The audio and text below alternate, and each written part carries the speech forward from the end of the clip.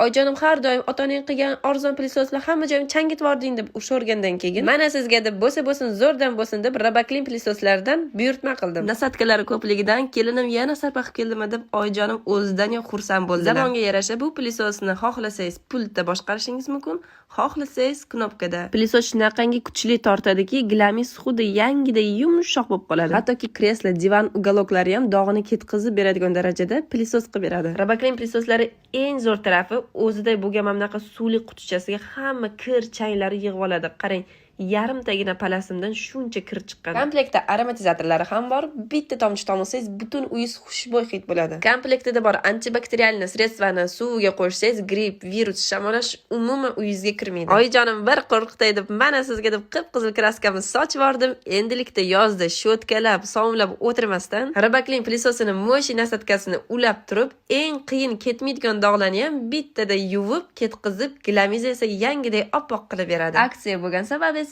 mana bunaqa ajoyib oshxona uchun nabor mutlaqo bepul sovg'a sifatida olishingiz mumkin. Oyijonim voy qudajonlarim baraka topsin deb turgan joyda Oyijon Robaklin plisoslar yana eng qulay tarafi bo'lib to'lab olishingiz mumkin.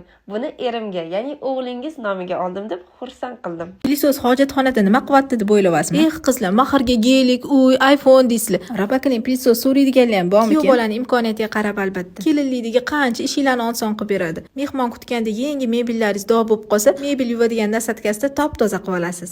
Matraslar yomon bo'lib ketganda ham bitta pilisos qilib top-toza qilib olasiz. Mana oldingi va keyingi holatini ko'ring. Birpasda top-toza qilib berdi. Bolalaringiz pampersiz qolgan holatda ming narsalar qilib qo'ysa, Robaklinda yuvib dog'larni ham ketkizib olsa bo'lar ekan.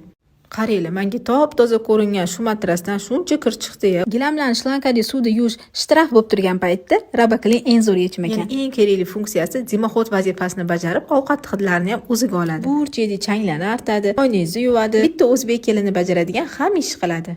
Yosh bolalar mashina chexoliga sok to'kib, shokolad surtib yuborsa ham osongina yuvib olasiz. Hojatxonaga kirganda ham shirin hid beradigan atirlardan 1-2 tomchi solib yoqib qo'ysangiz, siz hojatxonada emas, yo tog'da, yo bog'da o'tiribman deb o'ylaysiz. Pilisosni foizsiz muddatli to'lovga olishingiz mumkin.